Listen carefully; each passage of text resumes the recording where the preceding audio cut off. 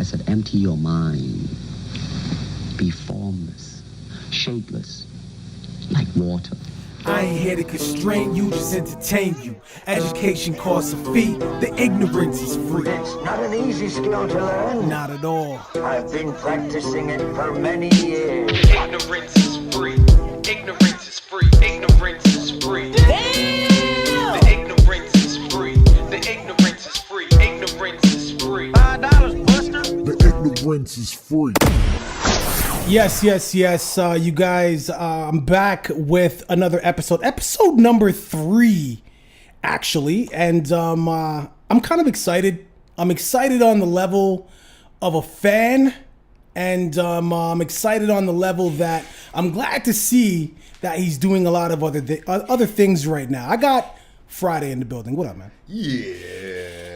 For those who don't know, like, yes, Friday does a lot of shit. He does music, he's podcasting, he's harassing innocent women on the street. I see them running away, but he edits all that shit out. You guys won't see that. But he was managing a very, very popular group back in the day, and that group was Empire. Now, for those who are aware of Empire, the Fifth Letter Fam, you guys know how instrumental they were in the Toronto underground hip hop scene. And Friday was right there in the mix of all of it. Yeah, this is true. And where's Empire now? I guess it's in a way the group as far as an official group is defunct, right? Like putting music out. You know, like we're all still brethrens, you know what I'm saying? Like I still roll with Trader Rhyme Animal, you know what I mean? Like I work with Tech Man, you know what I'm saying? So you see him all the time. Yeah, like, or I see him when we do pop up in the office at the same time type of thing, you know what I'm saying? But and you know, I was just at Atom Bomb's video shoot the other day. Okay. Right? And Scandalous was at his video shoot. How long did you actually work with Empire for? I started working with them, I would say 2004. Mm-hmm. I want to say 2004, yes. And 2003, 2004, like right around when they dropped SARS 2. Okay. What year was that exactly? I can't remember exactly the year. Yeah, I can't remember. But I think it was right around that Project Bounce heavy time. Yeah. So I know that was like 2003 when Project Bounce was heavy. So what happened was I used to record a lot with Soze. Soze was like, you know what? You should manage Scandalous. Oh, see, now we're getting into it. Now we're getting somewhere, right? He said, you should manage Scandalous. Okay. He didn't say you should manage Empire. He said, you should manage Scandalous. Mm-hmm. And I was like, yeah. He's like, yo, for real, dog. This guy has won every single battle that's happened over the last year or so. Yeah, right? He was killing in the battles. He was killing the battle scene, right? Yeah. And I wasn't completely aware of that, right? Like, nigga, I'm in the streets. You're not really watching. I'm not watching that. I'm watching my shit. studio time and trying to get me lit. Yeah. And I'm watching my back. Yeah. Those two things. You only got 2 eyes out this motherfucker. Exactly. You know what I'm saying? So I'm trying to go up and I'm trying to look back at the same fucking time. So he's like, yeah, you should manage that dude, man. Yeah. He's got a good fucking buzz, and him and his group, they're just raw. Nobody really want to fucking manage them. I think they had just finished with a run amok situation. Mm-hmm. And he's like, they're kind of rowdy.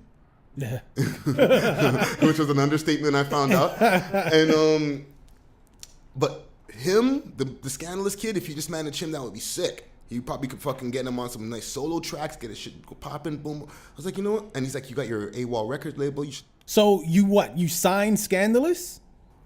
Technically, I never signed him. We never signed paperwork. It was like a handshake deal. Yeah, it was like, yo. Talk about that. So I was like, yo, I used to see them on the block all the time. Yeah. Right? And niggas showed me respect because niggas knew that I was out there doing my thing. Right. You know what I'm saying? That's the hustle nigga that comes through and fucking buys the CDs and shit. Yeah. And then comes through and hangs. Yeah. You know what I mean? That's G's brethren, the big mans. You know what I'm saying?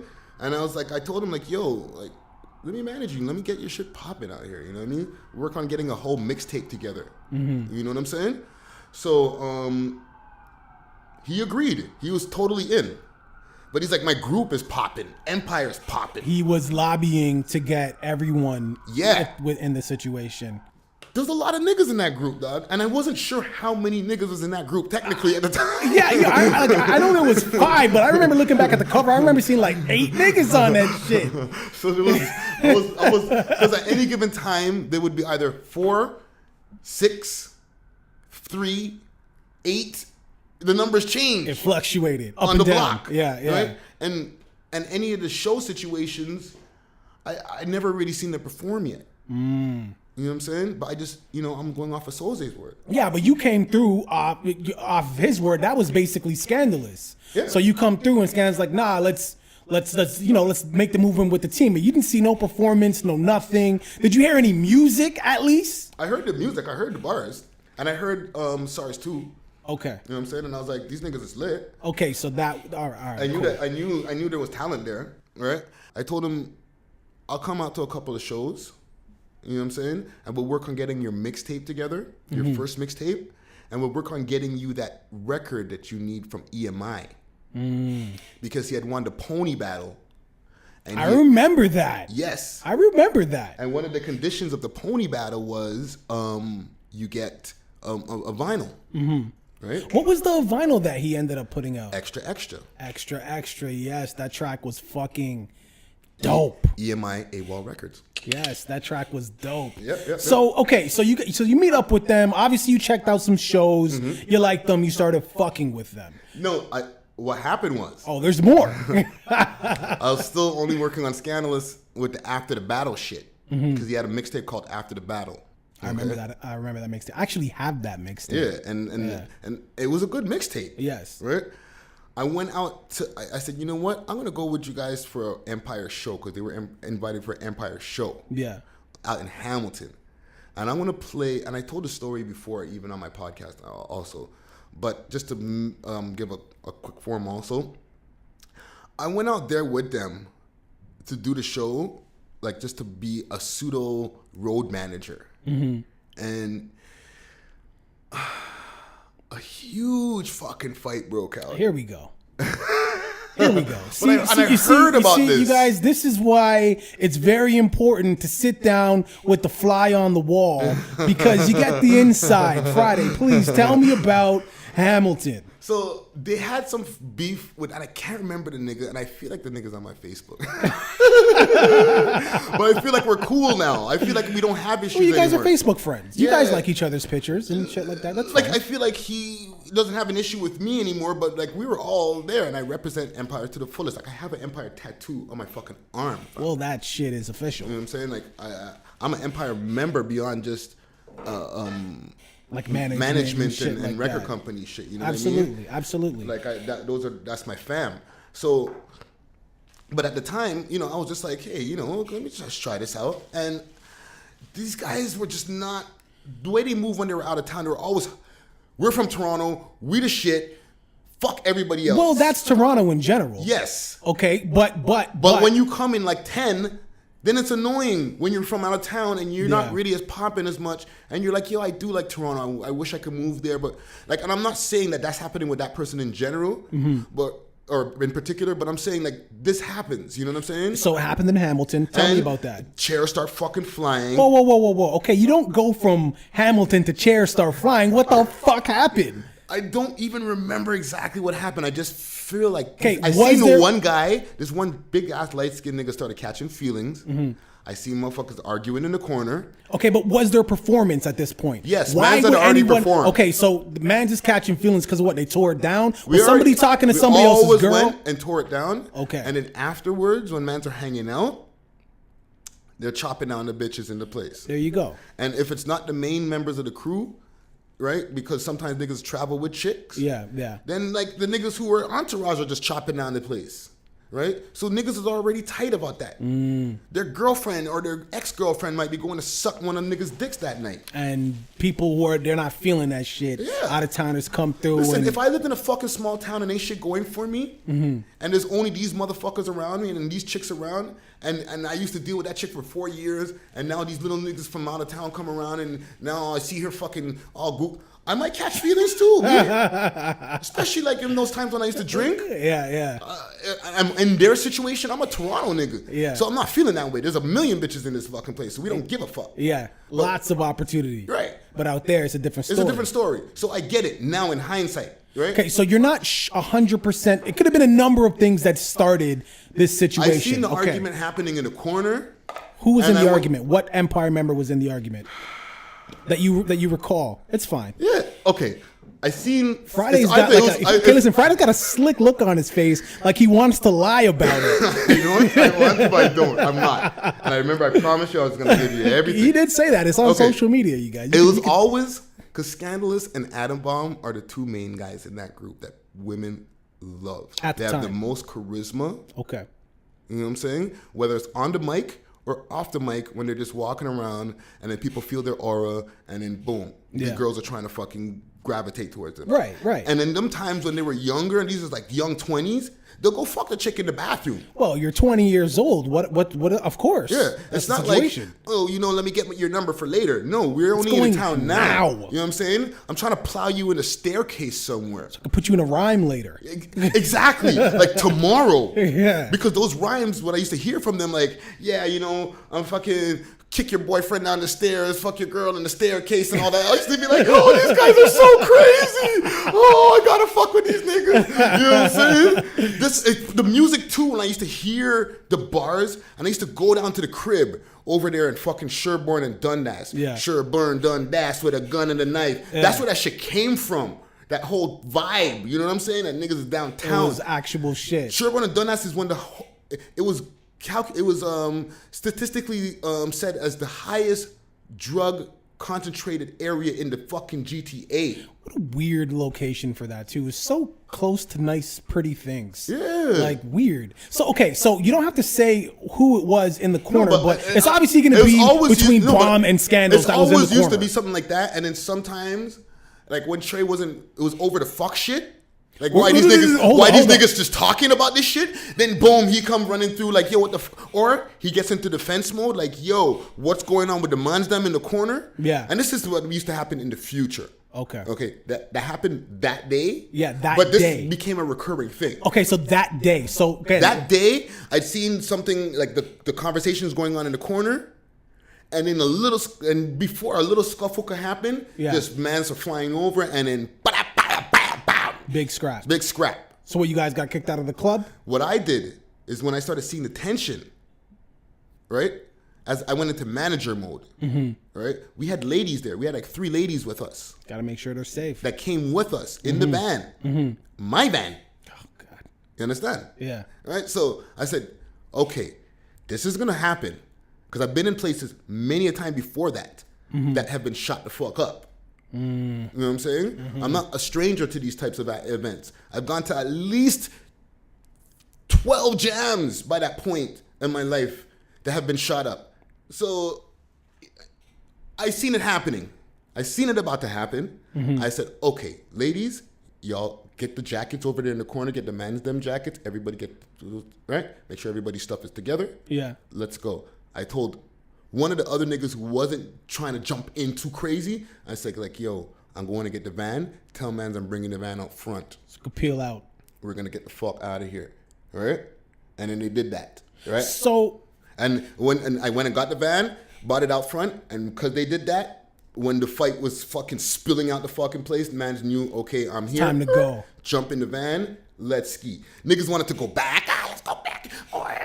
Fight these niggas. I'm like, yo. Who like, clearly, as you mentioned, this is a reoccurring thing. Right. So in the group, who was like the worst in terms of attitude, always wanting to scrap, always wanted to fucking, the nigga that wanted to go back? Who was that guy? It was between Trey and Scandalous. Oh, yeah. Because Trey's a hothead, right? Yeah. He's less of a hothead now. He's a grown man now. You know what I'm saying? He thinks more. You know what I'm saying? But back in those days, in his 20s and stuff like that, and Scandalous too, they're hood, like, ready for the action. Right. You know what I'm saying? That's how you were built. It's just how, and we're out of town, we're not letting niggas punk us. So who in your opinion was the worst rapper in the group? I can't say that there was a worst because everybody had a fan base. But the one who I guess didn't get the most attention in the group, as far as the fan base, was Tech Man. Why do you think that was the case? Shout out to Tech, that's my brother. No, absolutely. And I think Tech is a fucking wicked MC. You know what I'm saying? There's a couple of things. I would say one, he didn't have as much of the I want to be in front type of mentality. I always found listening to the music, and even just kind of being around him in the studio, he was always just, for the team. You know what I'm saying? Player. He was a team player, yes. And that's something to be credited, okay? Because a lot of people don't know how to be a team player. Everybody wants to be the star. Exactly. And trying to be the star, forget about the fact that it's a team. Right. Where Tech, he always puts team first. So you obviously you mentioned that these niggas were very rowdy. You knew that going in before you even met them, but then you obviously got to see just how rowdy. Yes. So, I mean, were there any fights among the group? Physical altercations, scraps between these niggas? There was scraps, right?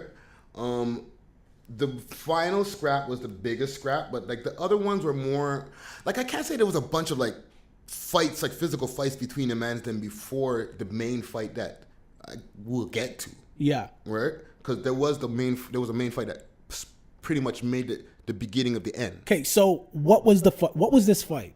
So we were over at a place called Toby's. This is like Young and Bloor. No, that's on College Street. It's still there actually. Okay. Shout out to Toby's.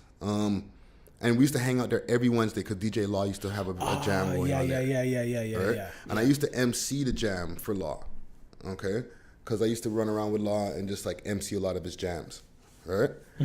Like just grab the mic and talk shit and like DJ Law. You know what I mean? And like I started getting a liking to MCing jams. Yeah. You know what I'm saying? Like besides just being a rapper and like. And it actually helped me with the fucking, when I was working with them with their shows and introducing them and all that type of shit. Right. But that was besides the point. We got into an argument, me and Scandalous. Okay. About the fucking mic.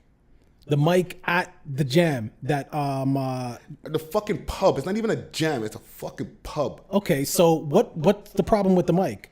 So I came back in from a cigarette break or something like that, and I guess we got into an argument because he took over the mic, I guess. Okay. And I was like, yo, all right, boom, bring it back. Let's do this shit. You know what I'm saying? And we got into an argument about it, and then the nigga like didn't hit me, but like kind of slapped me. Yeah. This is in front of everyone. Not that many people seen. Okay.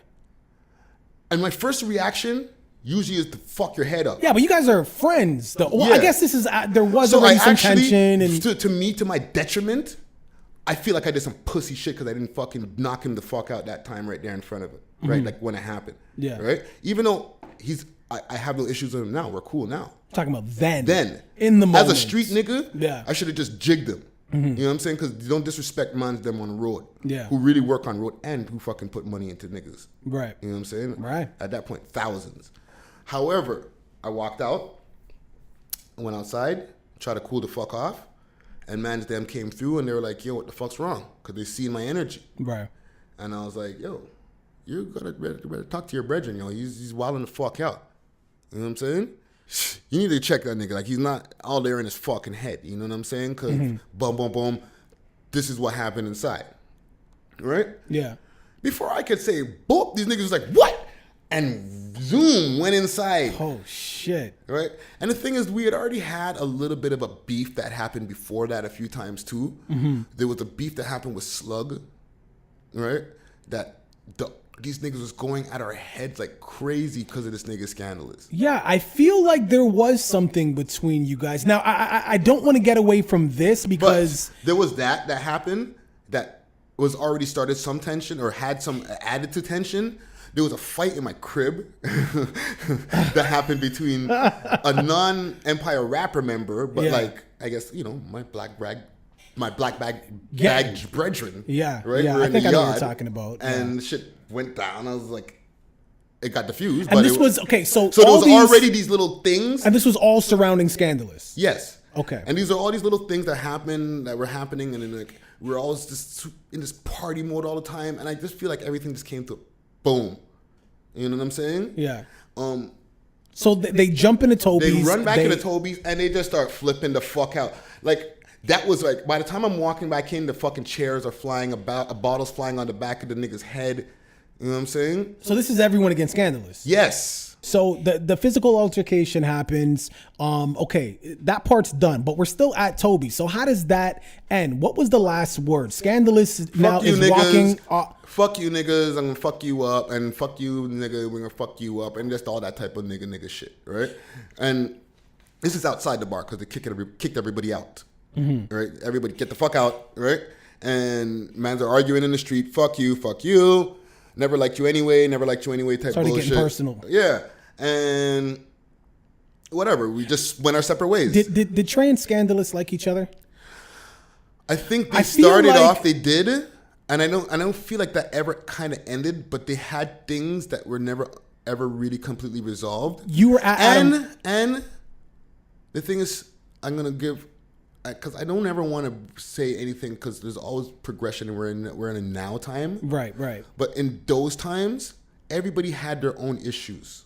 Okay. And I had my issues, right? As an alcoholic, as I was, and I'm very open about, about my alcoholism and the times when I used to drink. Right. And everybody had their own issues with alcoholism, substances. You know what I mean? Everybody was like, I wasn't really I never did drugs. Right. I'm always. I know what you're saying. But yeah. those guys did pop E's and do all kind of different things. Yeah, there was, and just to kind of expand on that, I'm sure, again, you were in the mix of it. Like there was also rumors going around about Scandalous, about having a coke addiction. Yeah. Yeah. So I mean, how true was that? Well, because people used to bring it up. Like, remember who was it that dissed him? There was a diss record. It was Elliot Scars. Yeah. And he was a member of Slug. And by the way, listen, and just to make this clear, I don't give a fuck what you do. If you like to party, you like to party. As long as you know how to hold your own. No, I don't judge mans on that. No, shit. I've smashed chicks who do coke and have no problem with them. Yeah, there you go. But is there as far, and you don't have to, because there's any truth to that. I do think yes, right? So at the time when all that was going on, if it was happening, which I do think it was. He was giving motherfuckers ammo to throw shots at him anyway. Okay, so I heard that there was a physical altercation with 40. Is there any truth to that? There was some small dumb shit that happened back in the days when they were all really young. Okay. Right?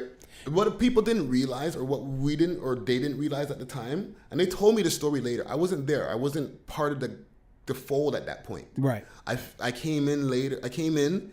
And I heard about that story like a year or two later on. Mans told me that story. So basically, I guess they said that like they found some dough or some stupid shit. And then he popped up. I guess he found a way to like get out of his fucking bed and pop up. And he popped up. And then Chase showed up and slapped his ass.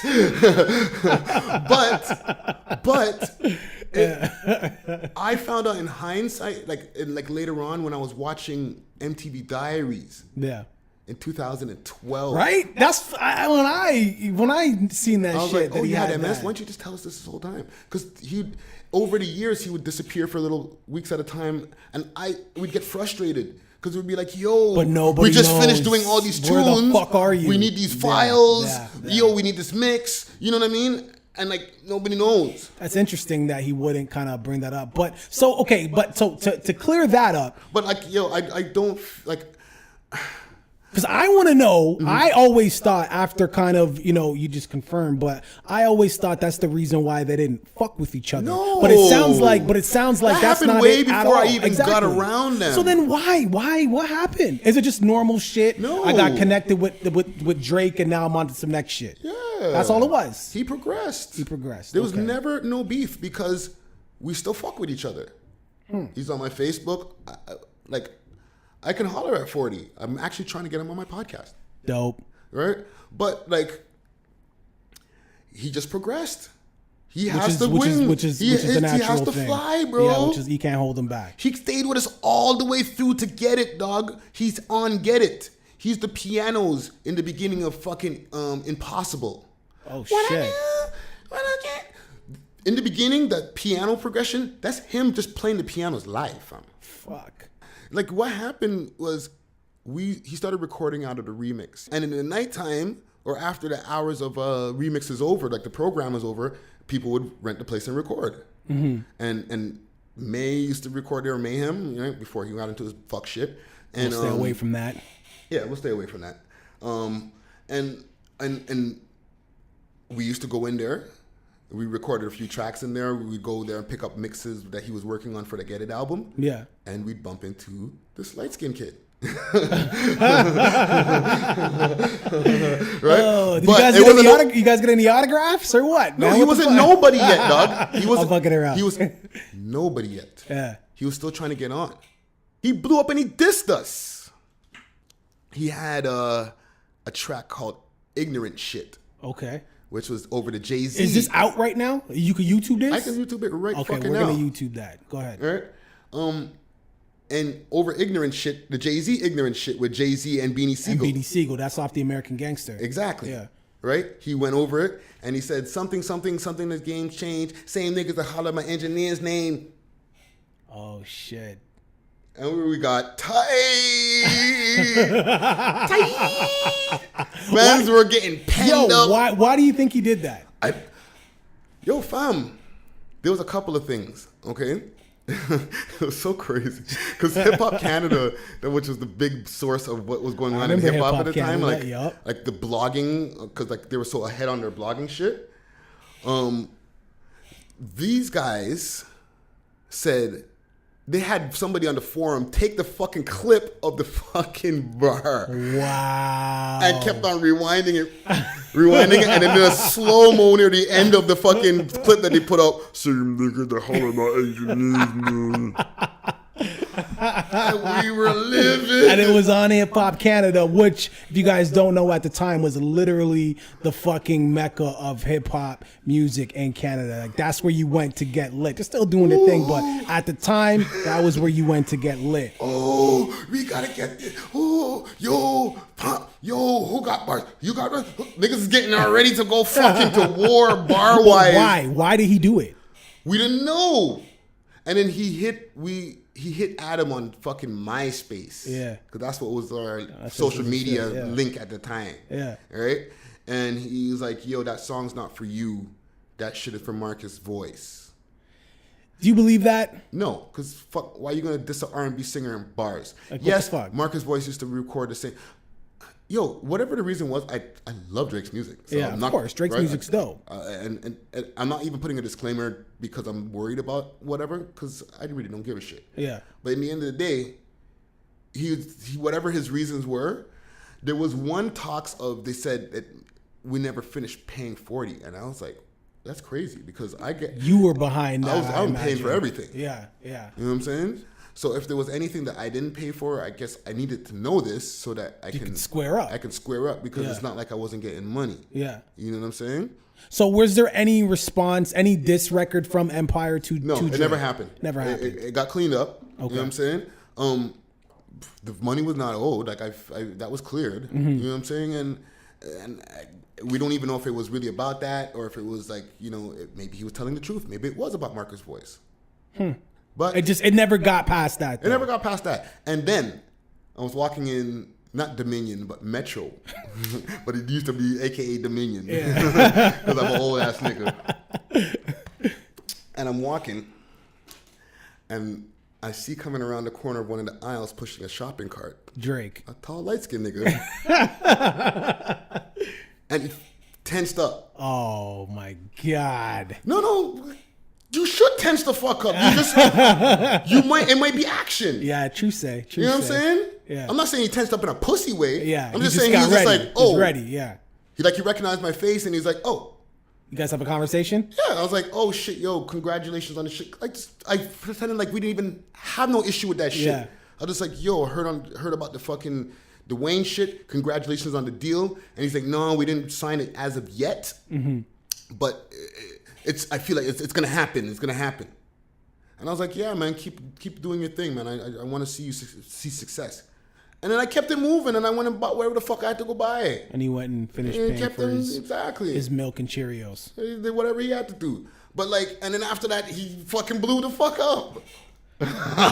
Is there any as far as, because I want to talk about Bomb for a moment too. Okay. Because it's kind of interesting that like, you know, Bomb, he kind of separated himself from Empire. Like, he has that one record, You Wouldn't Understand, where he's talking about, you know, hate to see the day where the A replaced the E on the jewelry, all that shit. So, I mean, do you feel like Bomb is such a sentimental yeah, fucking like, guy. like, do you feel like Bomb? Like, I mean, I'm sure nobody regrets those days. I'm sure they were all amazing times. But Bomb being such a talent, a marketable person, like, clear, I don't think anybody could listen to Bomb's music and say this guy doesn't have the potential to do something significant with the right people behind him. No knock at you. But do you feel like he looks back at those times and be like, yo, I wasted my fucking time? Nope. I think he. So knows why that song? That's a part of his foundation. I know, but why that song? Because he's disappointed that it's not going. That he's not able to still do it with his fam anymore. But why can't he still do it with his fam anymore? Because they can't. They're not. I can't say they can't. They just haven't done a group thing since the time I went away. So this has nothing to do with.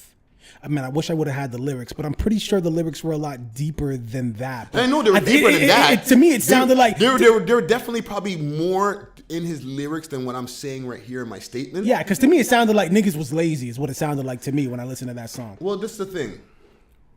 The group broke up after I left. Yeah. After that fight, we still were able to coexist as a group. Right. All right. Chairs flew, all that shit. All right. I still bucked Scandalous in the after hours, like maybe about a week or so after that. And we were cool. Wow. I squashed my part of the beef from time. Because I know I'm always running around the streets, and I have a bigger picture. I'm like, yo, niggas, like, fuck whatever happened. Niggas need to get together and continue to do these shows because my inbox keeps on blowing up with niggas asking us to do shows. And you're not trying to miss that money. Yeah. So I kept niggas together for the whole summer doing shows. Okay? Kept motherfuckers together all the way to Get It. Get It dropped in October of 2009. I was at the release party, nigga. Yes. So the night of the release party. Yeah, I want to talk about that. I'm at the fucking, if you don't mind, I want to kind of, I'm at the release party. Everyone's over there, they're drinking, having a good time. Okay. Where the fuck are the CDs at? Niggas want to buy CDs. Niggas, where the fuck is everyone at? Can't find no one, especially like Friday. I think you showed up with like Tech and some other people. When you guys showed up, I remember the look on your faces. And I'm like, yo, what happened? The look on your faces warranted the question of what, like something happened. And I can't remember what it was, but it was a generic answer, and the night went on, and it was a good time. We were at home tied up. What the fuck are you talking about? So we were at home tied up, each one of us individually, as somebody was robbing my apartment. Right? I had, at the time when I was hustling, I had a very strict clientele base that I used to keep as far as the demographic. Yeah. Of just like squares. And I broke that demographic base by dealing with like a thuggy girl and her boyfriend. Okay? I'm not gonna get into the mad details about all of that other stuff. Of course. Right? But either way, I started dealing with people outside of my demographic that I was used to. And that night, there was a robbery. They came and robbed me. Wow. Right? I was still able to survive after, like as far as like getting back up on my feet from like the financial woe of it. Yeah. But they left, they took whatever they needed to, and then we got untied it, and we still had to get to the party. And then what? So this shit just happens. There's people waiting for us at the party. Put me in your mind. You're free now. Niggas just left. You're free now. Where's your mind at? Holy shit. Holy fuck. Holy shit. What the fuck? I didn't have we could have died that night, but my mind didn't, for some reason, I didn't feel like that was going to happen. You know what I'm saying? Thought it was just like it's going to be a grab. It can? Yeah, of course. No, but there was a gun in the house. Yeah. You know what I'm saying? Like, I didn't have one at the time. But there was one there. There was one there because the people who were robbing was obviously right. Not gonna show up with the fucking. Something could have happened. Yeah. But in my mind, for some reason, like I didn't have that fear of God in me that there's somebody holding a machine. Mm-hmm. It was more like, if we do what we have to do, they You will get not out of shoot this us. shit. Yeah. You know what I'm saying? Do you feel like, so you said that obviously it could have happened because of what was in the your home, but do you feel, actually, you know what, let's just stay away. I don't even want to ask that question. I don't want to put nothing out there now, like that. the thing is, we went to the jam because we were just like, yo, people are waiting for us there. What the fuck?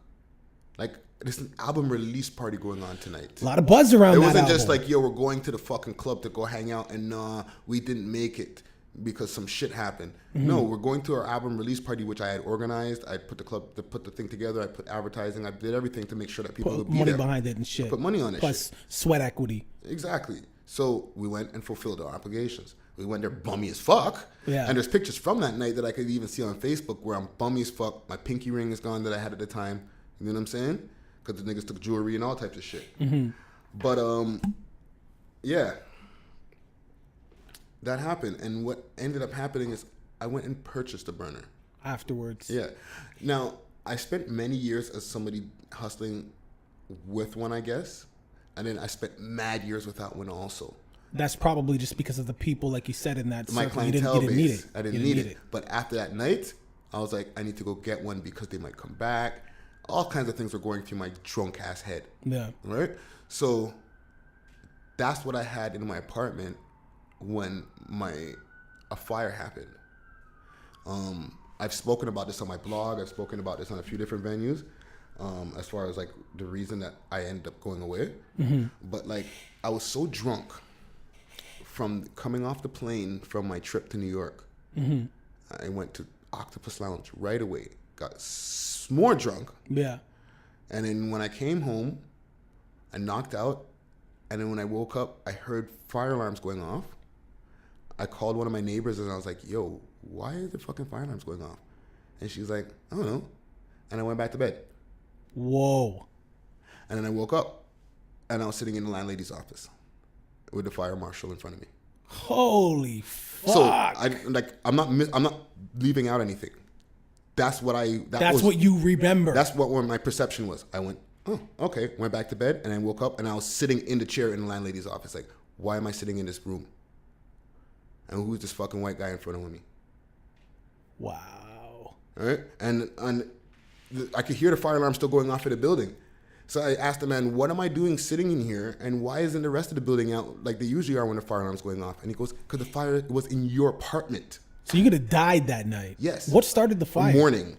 A lamp Morning. fell over in my apartment, like in my room, and it started smoldering all of the clothes that were on the bureau. And fucking filled up the whole fucking apartment, filled up the whole hallway of the fucking floor with black smoke. This is what my neighbor told me later on. Oh my God. And I slept through the whole fucking thing. How did you get out of the apartment? Who drug you out? The firemen, they came, bust the fucking door down, found me in my bed, picked me up and brought me downstairs, 6 flights of fucking, 6 floors in the elevator. You were out the entire time. Out until I woke up in the fucking landlady's office. So you mentioned to me that, so obviously you said you went to jail because of this. So they went back to my house after they brought me to the station, right? They went to the hospital for smoke inhalation, whatever, and brought me straight to the station. Okay? Yeah. And they said, we're going back to the apartment with a search warrant because we found what looks like to be substance that looks like cocaine on your kitchen counter. Mm-hmm. I said, I don't know who that is. But they were like, yeah, we're going back to your apartment with a search warrant. Are we going to find anything else? And I was like, no. Well, we know how that ended up. And then they came back 2 hours later and they're like, what about that loaded 45 that we found in your computer tower? And I was like, God. I don't know. It was just, from there, it was just a wrap. So just to kind of, because I want to wrap up the whole Empire thing, and that part right there is a very, very important part of the story. But I mean, so the Get It album's out. You know what I mean? You guys came out. You did the release party. Right. I mean, what was like your real? Because I feel like you were essentially you mentioned you and Bomb A&R'd that, but I feel like you were a huge part of it in terms of like financially. Is that fair to say?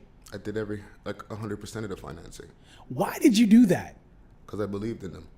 What did you expect to happen from this album? That these guys would get into a position where somebody would want to sign them to a huge record deal or sign AWOL Records to a huge record deal. We signed a deal with Hip Hop Canada at the time, who was being distributed by E1 Music or Koch, that was just changing over to E1. Yeah. So, you know, we were in a good position. We were going to be on iTunes, which wasn't regular at that time. No, it wasn't. You know what I'm saying? And I was like, yo, this is going to set our shit off. We had every producer in the city on that shit. So if you had to, and I don't expect you know, I mean, maybe you do. You seem like the nigga that fucking can remember the first time he made his first dollar. But if you had to put a dollar amount behind the Get It album, I'm talking production, studio time, mixing, mastering, advertising, videos, shows, traveling, all that shit. What would you say the dollar amount would be if you had to guess? About 50 stacks. About $50,000. No, maybe I'm highballing. I'm going too high. Maybe about 30 stacks. About 30 bands. Yeah. So, I mean, is there, from your part? Because like each production, like let's say each beat was like 300. So producers got paid. Producers got paid. I didn't get. Was I got a few free beats, right? Yeah. Like, but after Boy Wonder, let's say, gave us like of 1 or 2 free beats in the beginning, I bought 2 beats from him, $300 a piece. Yeah. You know what I mean? I bought beats from Tone Mason, the collective, you know, Soundsmith. Like, we were going around and making our rounds. Right. And some of them were giving us freebies, you know what I mean? Or sometimes we get freebies and sometimes we break bread with mans. Right. You know what I'm saying? But mixing and mastering is extremely expensive. And then each video wasn't the way videos are now, right? If you want to get on much music, you're going to have to spend a few stacks. You guys weren't, obviously at the time, probably weren't familiar with the grants and things of that nature. No, we were completely familiar. We just weren't getting them. But it just, okay, so you said, fuck it, we're going to do it I ourselves. I applied for them. They just was telling us to go fuck ourselves. Yo. What was the one thing in that response letter, because I've applied before, that stuck out to you, where you're like, all right, you know what, fuck you guys, we're going to do it ourselves. It's because of the content. Yeah, it's just too hip-hop. Huh. And then when we finally dropped, it still played on much music. Yeah, you guys did the song that sounds, I think it was Soundsmith. It was that girl track. One Thing Wrong. One Thing Wrong. You guys did that record. You guys had the Impossible. Yeah, Get It had, these guys proved to people that they're not just raw MCs. Was that like, did you guys go into this like saying, okay, we need to kind of show versatility in terms of being able to make records that can go?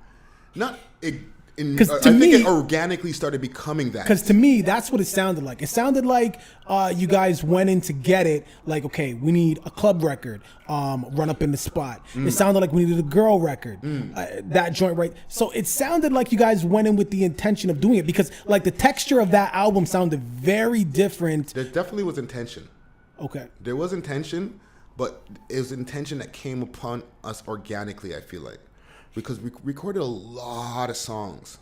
Like, even the intro on that album is different than the intro that we originally had. Yeah. We had an intro that had like 20 mans on it. What the fuck? That were just doing 2 bars each, 2 bars each, 2 bars each, 2 bars each, introducing themselves. Has that come out? It's sitting there on some mixtape or somewhere. You know what I'm saying? Can you throw some names out of who was on that record? Joe Keezy, every affiliate and crew, entourage member, like mans were full even circle. Like everybody, to the point where mans, like the main 6 MCs were like, okay, we'll help the guys who don't even rap that much fucking put a little something, or who never, like Skinny was on it. Oh my god! And Skinny's not a rapper. Like what about our Quackers? Was he on it? No, I don't think Quackers. I don't know. I don't. Yo, Quackers, were you on this shit, man? Yo, make sure you leave it in the comments. Yo, I want to hear this fucking song. Quackers will know. But it was like the Empire, we higher, and like each man would be like, Tony ranks, make banks, DG, Who did the production for that? I think it was Arithmetic. Oh wow! But it was just like it was like a real heavy, bassy beat, and it was this man just had a pocket where everybody just could do 2 to 4 and just introduce themselves and say some fly shit and then keep it moving. And then cut out. Yeah. Okay, so listen, with wrapping up with the Get It album, a question that must be asked as a person who was, we'll just say the bank, right? And by the way, when I say that, that's not to negate or discount all the sweat equity that was put in by the niggas members put of a the lot group. Put all the creative, like, Yeah, that's not to right? discount Like, that at all. And even to add to that, I didn't put creative input into what these guys did. They did their thing. No matter how much of a rapper I am, Mm-hmm. I didn't say, yo, let me get some bars on this track and Yeah, show I was the gonna boss ask, how guy. come you weren't on that? Because I ain't trying to be, yo, come to AWOL Records. Because if you don't want to have your CEO dancing up in the videos, all up in the songs, Yeah. then you holler at a nigga like me. Okay. You know what I'm saying? But I also recognize the fact now that with the amount of shit that I have going on, it's harder for me to say I want to be somebody's manager or be on my label. Mm-hmm. But at the time, that was my thing. I'm going to make sure that these guys get their shit popping. Gonna make their shit pop. So do whatever I'm on the intro just saying their names. Right. And That that's is it. you. That's me. Yeah. And that's there's it. and there's your I have light. no bars. You don't need no I other have bars light on the other than that. mixtapes. Yeah. Like leading up. Yeah. Because I can rap. But the album was them. That's them. Yo, okay, so Intentionally. But before I conclude Get It, Messiah's on Get It. He became an official member. Whose idea was that? I don't know. He was just like he was He just just always showed up one day. No, because he's from Saga, Trey's Yeah. from Saga. The man's ran on the road selling CDs also together a lot too. Yeah. Right. He came in with his own fold. He had the HCAP fold. You know what I mean? Shout out to Lady Justice, Bobby Bucks. You know what I'm saying? Muggs, an ex-cat from Montreal. And Messiah's originally from Montreal. Yeah. Right. And from him coming out here fucking with Trey, I think. And I'm just saying from I think. Right, you don't know. It just is like it brought him into the weed. So do you think that was a good marriage, bringing him into it? Yes, because Messiah was the guy who always stays on what's popping and new. Yeah, I felt like he was, while everybody else was like gritty, I felt like he kind of brought a little bit more of like a commercial. Yes, he knows what the fuck. He knows what a club song sounds like. He was on Run Up in the Spot. Run Up in the Spot. Bodied that. He knows how to lay back in his verse. Yeah. Where like, I'm not gonna over rap on this shit. I'm just gonna give you these things and in these different little pockets where everybody can sing along to. Wrapping up Get It. Mm-hmm. We know you put in approximately 30 bands. What would you say what would you say that the Get Back was? I don't know. I have no idea. Would you say there's any regret? So people, before you answer that question, people make bad investments all the time, but it takes money to make money. So you took a shot, with your people, which is awesome, which is great. Right. You understand what I'm saying? Now, would you say album comes out, it does what it does, it sells what it sells, the buzz, the videos, shows, etc. Sure. Would you say there was a regret in investing your funds into this project? Absolutely not. Is there anything you would have done differently? No. So do you feel like, we talked about this before we turned the mics on, right? Like with the lane that you're going in right now, even fucking with the music, like what's the reception like in-house, like friends, people that people that you talk to, you may see this weekend, when we talked about it, we're like, these niggas don't support. We get a lot of the love on the outside. Like, Right. why do you think that is? Why would a nigga go and spend $200 on a pair of shoes, but they won't spend $5 to download your album, but they'll share some fuck shit on the internet, but they won't share your podcast? With me personally, I feel like I get two things. One, because I do so much that sometimes it might come through as spam. Because I have my blog. I have now the podcast, which we're in week 10. That's crazy. Congratulations. Thank you. Or actually, we're going into week 11 now. I have the What Do You Think show, which used to be called Women, What Do You Think? Yeah. Right? Where I'm going around asking men and women relationship questions. Okay? So I'm sharing all of this content, plus my rap shit, my songs, clips of me doing shows and all that. So I'm hitting a lot of fucking different spots. So what the thing is, that's the one reason, right? It might be coming off as spam. The second reason is because also doing so much, it might be like, yo, he alright. The nigga got like how many fucking followers and all these different things. He alright. I don't need to do that shit. Niggas is already doing it for him. No, they ain't. They are.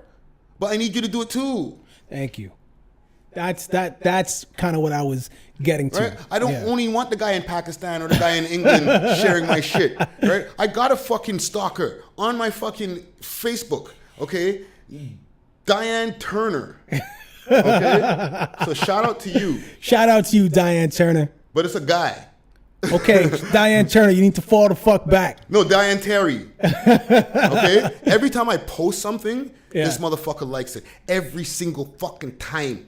Every single time to the point where it's scary. Are you getting likes from this individual at like 3 o'clock in the morning?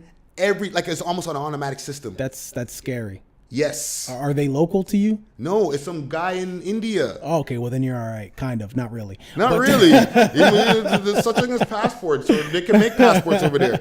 But shout out to him because he's showing me more love than a lot of my own motherfucking niggas sometimes. So I want to kind of just So I'm on your fucking YouTube channel, right? Mm-hmm. And same thing with mine. You can go through. You know, YouTube is full of fucking degenerates. Like they say the most fucked up shit on YouTube ever. If you go to my comments and shit, it's the most disrespectful shit. So I'm like, And when I look at it, it makes me laugh, Sure. right? So I went to your comments, and I'm gonna read some of them. Okay. So one guy goes. You care, little bitch, or you wouldn't be talking all this shit I'm getting paid for. This is what you're saying. How do you feel knowing one of my change is worth in your pitiful life? Eat glass, bitch. Fuck out of here. So Friday's very interactive with the people on his channel. So then we got another person who says, you fucking piece of shit. I legit put my phone down to relax to the song. Then I hear your stanky morning breath having ass motherfucking talking. Then of course Friday. Who was that again? Let's give them This, some light. this was William Mendez. William Mendez. Hi, William. You little fuck boy. Then Friday responds, Fucked your girlfriend last night, William. suck my dick, brah. Fuck out of here. And somebody else is like, you need Did I put the famous ... FOH? Yes. Because that's signature. Then there's another one. They go, where is it? Hold on. There's a funny one. That fucking made me laugh. You messed up creating profiles. So one guy goes, I'm creating profiles as we speak. Gonna report this video 20 times tonight and get this fag banned. This was Jake Bleach. Jake! Shout out to you, Jake. But wait, we got some love over here. So everyone says, to everyone who's hating because this shit ain't the song, fuck you all. 1, it's a dope video. It explains the song. 2, all of you idiots know that there's not one single from views that exist on YouTube. 3, nice video, man. And 4, if you guys want to listen to the song, go buy the album. And how many times have I told these idiots on the comments, you cheap fucks, go to Spotify or wherever the fuck you get music and get the fuck off of YouTube, you freeloaders. It's true. It's true. So we got another guy who says, fuck's sake, nobody wants to hear you talk. This was classic. This was Jacob Bull. Friday goes, Jacob Bull, no one wants to hear your mom screaming when I'm fucking the shit out of her, but she don't shut up. So I guess we're even. So what are you working on now musically? I'm working on something called the Divided EP. Yeah, I seen you talk to me about that. So it's my best piece of fucking work, and everybody says that, but like I always keep pushing forward lyrically. Mm-hmm. So do you feel like you're a punchline rapper? Like, no, I've never looked at you as like a punchline rapper. I feel like how would I'm a bars guy. There's the difference between punchlines and bars. Okay, punchlines are to me are like, you did this like this, or you did this like this. Yeah. You know what I'm saying? Where like even on the Divided EP, I go, there's a difference between doing wrong and being wrong, and there's a difference between images and images. That's bars. Yeah. You know what I mean? It's like deep shit. You gotta think about it. Yeah, you gotta think about it. But I am trying to do a metaphor in ways or whatever. But it's not like, yo, I'm hot like a fucking like a frying pan or whatever. Yeah, I'm hot like how come you never wanted to get into that lane? You rocked with Empire, and they were just fucking bars. My brain doesn't work that way. Okay. My brain thinks hustle, but I want to tell you, this Divided EP is my best work because, one, I've pushed it ahead lyrically, as I always try to do, as every rapper should always. The beats, I have big pops who just hit me in my fucking email every once in a while, like Friday, I got some beats here, I'm thinking about you. Mm-hmm. Boom! And I'm just like, I don't even want to open any more files, because every time I open another one, I'm using it. I don't have to go through the beats. I just say. Oh, that's where you know it's like. I see the row of beats there, and I'm like, okay, do I feel like writing today? Let me pick this one, and let me hear what it sounds like, because I know I'm going to use it. Yeah. It's no doubt in my mind. They're all hot, right? So he's doing the whole project. No, he did about 3 tracks. A track called Rainmaker, and this is also a work of where I've shown my collaboration work. Mm-hmm. So I collaborated with a lot of people. There's only actually 2 songs on the whole thing where I'm completely alone. So is there? So there's, and I'll tell you, I'll go through it right now, because there's Bagging Up, produced by Big Tweez. I'm completely alone on that. That's my intro. I'm going in. You know what I'm saying? Mm-hmm. Then the second track is Rainmakers, which is produced by Big Pops, which is gonna be a big tune, and T Grams comes in with a powerful verse on the fucking track. Yeah, Grams is dope. Shout out Grams. Right? Then the third track is a track produced by Big Tweez, which I have an artist who goes by the name of Conway, which people may know from Conway and West Side Gun. West Side Gun. Signed to Shady. That's big, man. Weren't signed to Shady at the time when we got the verse. Yeah. And then we found out later, or they got signed to Shady. So we're like, oh, cool. Dope. So I'm sitting on that. Yeah. Right? I seen you post that on your Instagram, and Yes. I was like, That's that's in the tuck. fucking lit. It's being mixed. I'm just getting another mix because I want to hear it again. I want to hear a better mix. That's all we're doing right now.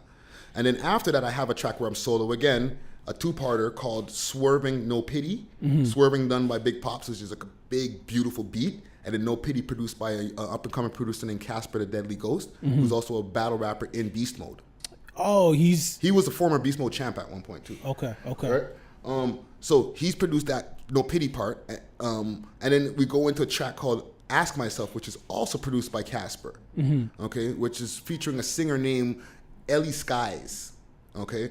Really dope singer and rapper. So what, male or female vocal? Guy. Okay. And he's from Regent Park, and he says he actually writes bars for people out there. Sick. Yeah. So, and that's just his idea, and I just added on to it.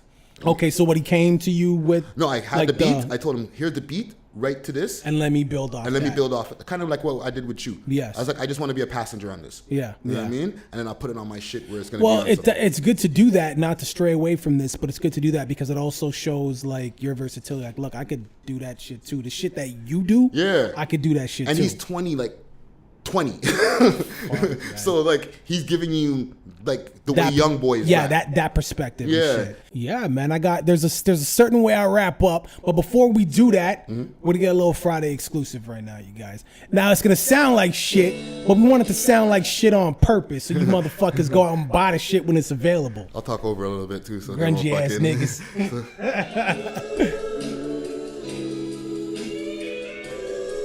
Big Pops on the beat. Exclusive.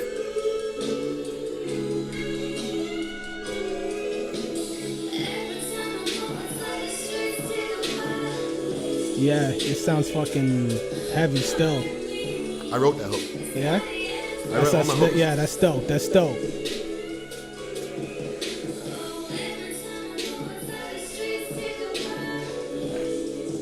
Big Pops is a beast. Shit, yeah, this beat is fucking heavy. There's a version of this where I'm actually singing the hook. Oh, I know that. that's the exclusive I want. Nobody ever gets those though. The reference track.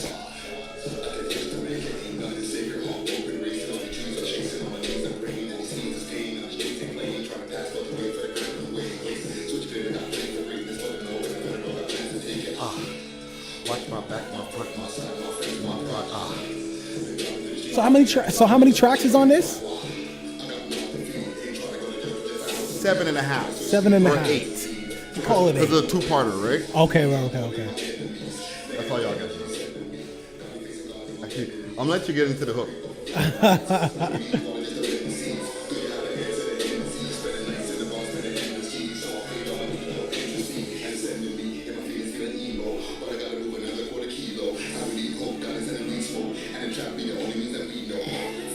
Yeah, yo, this is a pretty sick record, man, and the hook is fucking dope.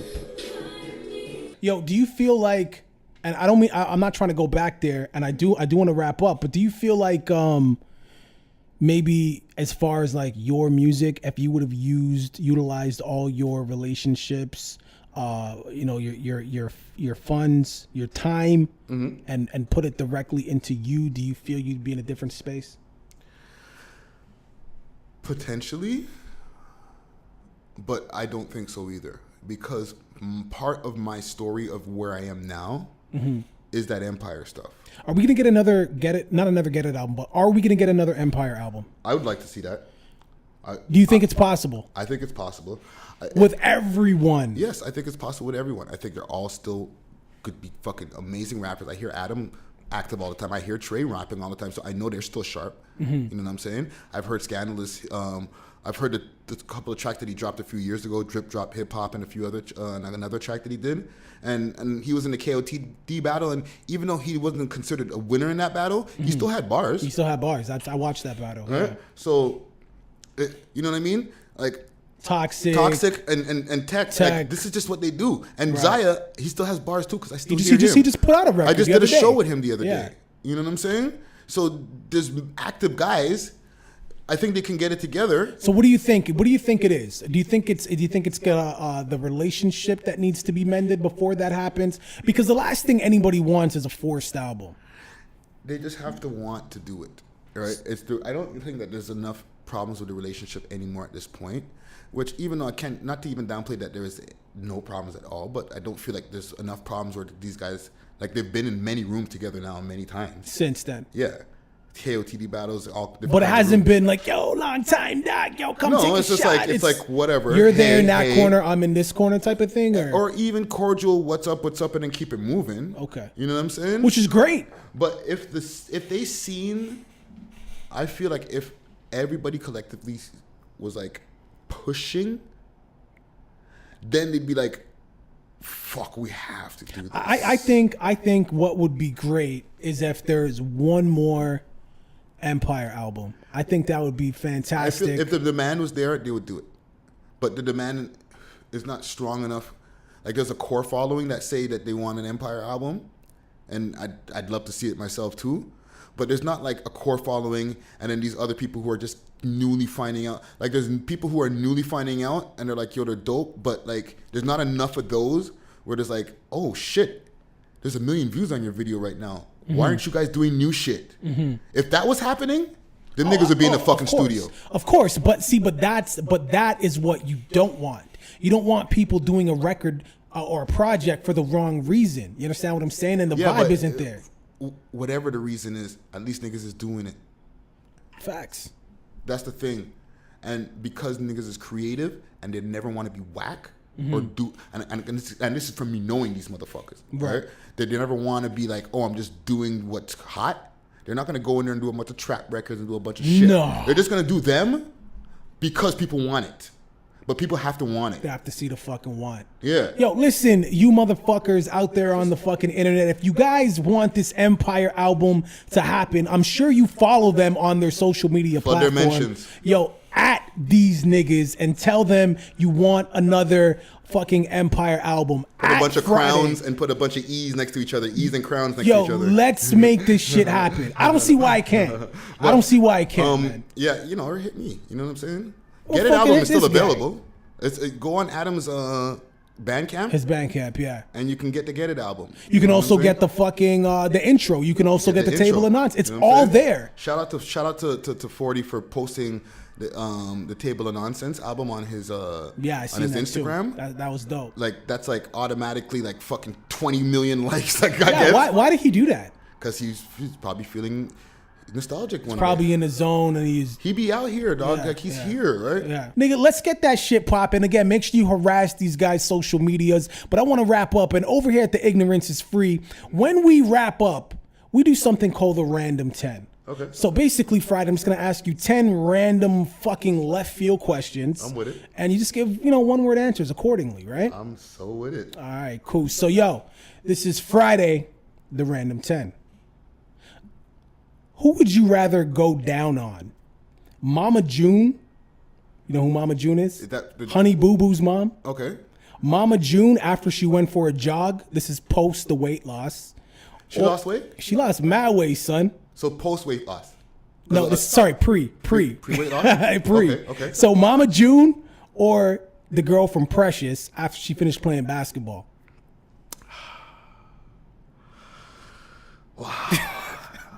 Black girls are gonna fucking tear me a fucking new one on Twitter. Black Twitter, don't get mad at me. Mama June. Dear God, man. Should lesbians be able to use dildos? Yes, as long as it's the human one named Ricky Dread. Reebok or Adidas? Adidas. If your son was in jail for life and the only way that you can get him out was to cooperate, would you do it? Hell fucking no. Would you rather rape an 18-year-old virgin or murder an innocent person? Murder an innocent person. These are fucked up questions, bro. But like, I'm just. It's okay. You'd rather murder an innocent person. I get it. If you had to guess how many Indian friends you have, what would the number be? Wow. I have, I guess, about at least 8. That's a high number. Tim Hortons. Like, what type of Indians are we talking about? Indian in general. Like West Indians or? In general, Indian. Whatever you would classify as Well, because Indian. I'm a West Indian motherfucker, right? So then if you're going to put everybody in that. So let's talk about East Indian then. East Indian? Yep. I would say maybe about 4 or 3. Damn, nigga, that number dropped. It dropped like a motherfucker. Tim Horton or Starbucks? Fucking Starbucks all the way. I have a Starbucks card, fam. God damn. Yo, dog. Fuck Tim Hortons, eh? All right, we're going to get back to that because clearly Friday has a chip on his shoulder. I go online and rant about how dumb them motherfuckers are, eh? These niggas can't even get proper lids for their shit. Nigga, all you do is sell coffee. You can't get a proper lid? Yeah, it's pretty fucking bad. Every single time I get a coffee from Tim Hortons, it spills. I spilled today. I don't. You see this cup right here? Yeah. It's from Starbucks. It's got my name on it because I pre-ordered it and then I walked in and picked that motherfucker up. Look at this guy. All right. That's how I roll. Ricky Dread. Yo, who would win in a fight, Biggie or Pun? Pun. Are all women open to butt stuff with the right guy? Yes. Women will do anything if they really, really, really love a guy. Now, lyrics, bar for bar, punchlines, Toxic or Atom Bomb? Atom Bomb. All right, you guys, there you go, man. Thank you guys so much for tuning in to the episode number 3 of The Ignorance is Free. I want to shout out Ricky Dread for allowing me to come through and fucking pick his brain, man. Yo, I'm going to leave it to you to fucking take us fully out. Do your shout outs or whatever nigga shit you want to say. Yo, shout out to all the mons them, yo. Shout out to all the mons them on the block, yo. Shout We out here, yo. Out here. Out here from, no, but for real, shout out all the motherfuckers like when I say in the streets, like the people in the streets, you know what I mean? The people who are living the struggle, people who have to do what they have to do, you know what I'm saying? Shout you out, like if you have circumstances that have made you have to go to lengths that you might not want to. So shout you out. Shout out to all the people who are doing their time. Shout out to the innocent ones. And shout out to the ones who are guilty, who've maybe been hit with way too much fucking time. You know what I'm saying? And hold your head. You're going to come home soon, and we're going to be here for you. You know what I'm saying? Black Bag Gang, you know what I'm saying? That's my peoples, you know, Johnny Jibbs, you know, and the whole Beast Mode, and Trader Rhyme Animal. That's the Black Bag Gang right there, and just everybody, man. Shout out the whole city. I don't do this for me anymore, man. Like I rap, and I still rap, but it's more important that the city blows up because if the more people who blow up from the city, the more the doors open, and I'll be good. Mm-hmm. I'll be good. You know what I'm saying?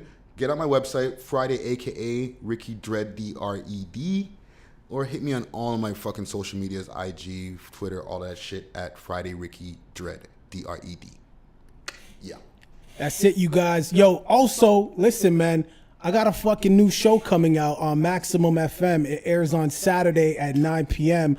I don't know what the show is fucking called, but we're going to figure that out on episode 1. So listen, make sure that's on top priority. I don't give a fuck what you have to do that day. Make sure you tune into that shit, all right?